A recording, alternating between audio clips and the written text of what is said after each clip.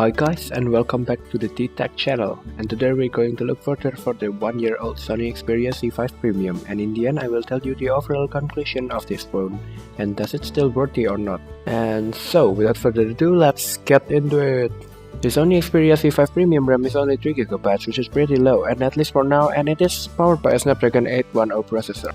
On the right side of the phone, you will see a very unusual place of a power button and also has a fingerprint sensor on the power button. It's odd yet satisfying. Under the power button, you can see two more buttons. The small one is the camera button and the other one is the volume button. The response time when unlocking with fingerprint is good, but still, as you can see, it is not the best on the market, and you can see the delay pretty clear in this video. The screen of the phone is IPS, which means it is not as bright as Samsung OLED, but even the brightness kinda low, the details are just amazing.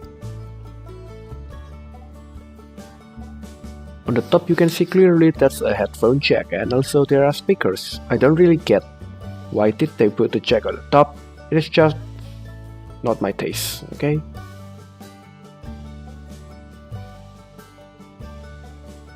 On the bottom of the phone there are speakers, of course, and the charging port. It comes with a normal charger, but you can buy a fast charging charger and use it here. Never really got it, but Sony claimed that this phone is able to reach 60% of battery life in 30 minutes. Another note, after taking the phone in the water, please don't immediately charge your phone. At least wait estimatedly around 30 minutes to 1 hour before you charge your phone. The front camera of the phone is really good. It is 5 megapixels, quite good for selfies. Another thing that you can see on the front panel is the LED indicator, which flashes to indicate notifications, low battery, etc. I actually really like that Sony logo on the front. It's very simple, but somehow it attracts me a lot. The back of Sony Xperia C5 Premium is made entirely out of glass, and there's only a camera and the camera flash on the back of the phone. The camera is 23 megapixels. Oh my god, that's a lot of pixels for a mobile device, but somehow, probably because of the sensor I guess. Sometimes it performs really good, but in low light performance is just garbage. The camera offers you a heck lot of customizations, but once again the response time when taking photos is a bit longer than expected, and it surely is a disappointment, at least for me. The manual mode offers you even much more. From light, do you need it brighter or darker? It's totally up to you. Even you can change the resolution of each photo and ratio only by using the tip of your fingers. And not only that, there are still much more into it.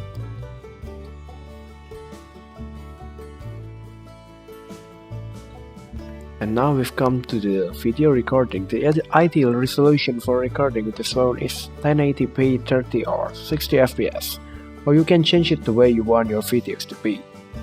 There are also a lot of camera apps that can be useful sometimes, such as background defocus, or you can just play with the AR effects. The reason why I did not recommend to record 4K, even though you can do it, because it will hit your phone up very fast and your phone will be in an error state for some time. And of course, with 3GB of RAM and a Snapdragon 810 processor, it's not shocking that the phone runs flawlessly. It runs very smooth. Even though the response time delay is literally very clear in this video, nonetheless this is a great phone with a great build quality. The price tag for this phone is $500, and this is already a whole price down compared to the first time it was launched, which was last year. For me it is kinda worthy even until now. If you ever want to try on 4K screen on a mobile device and try some other features that others don't have, like waterproof. This phone also has an image enhancement mode to make your pictures preserve more details and to sharpen those pictures, and surprisingly it does work very well, but it can drain your battery faster and heating up your phone slowly.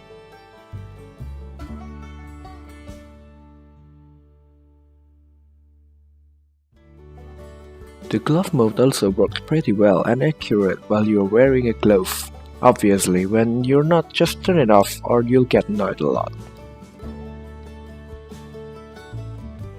The 4K display is not native, but when you see a 4K picture, it automatically becomes a 4K display, so you can zoom in and see the details on those pictures without getting torn apart.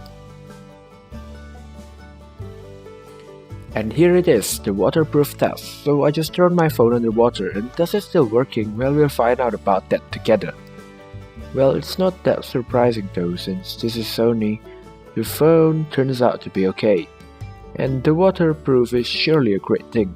But just as I expected, after going underwater, the fingerprint sensor won't work for a while. Aside from that, everything is quite okay. Well, when the phone is underwater, there's nothing you can really do. See? You believe me now? It's useless. Stop trying, man. Another very cool feature that I found was the touch block. It is very useful at certain times. Let's say you want to take a photo underwater, set the timer, set the touch block, and voila! Your screen will be taking pictures because touch block blocks all touches onto the screen even when underwater. And also do not forget that there are lots of widgets even from Sony itself. Okay, so last thing before conclusion, because of the entire Xperia C5 Premium is made out of glass, I hate to say this, but the entire back and front of the phone is fingerprint magnet. So in the end, this phone has 3GB of RAM powered by a Snapdragon 810 processor, it's IP68, it has 23 megapixels and 5 megapixel cameras, and it comes together with Android 5. It also has a 4K display, waterproof full glass body, screen is IPS LCD 5.5 inch wide and attracts fingerprint. Price tag is kinda high, camera is not as good, response time is good, not the best obviously, has dual SIM slots and a micro SD slot. Overall, it's really great. In the end, the question remains, is it still worthy as for now? For me, I must say no, considering smartphones' evolutions are getting rapidly fast. Probably by the end of this year, this is still worthy, especially if you wanna try out 4K displays on mobile. But let's just say, by the end of next year, 3GB of RAM is going to be kinda low, and there will be better phones with better specs, with much lower pricing. But once again, it's just my opinion. Well then, this is the end of the video. Don't forget to leave a like, subscribe, discuss in the comments maybe, leave a thumbs down or up. Until next time.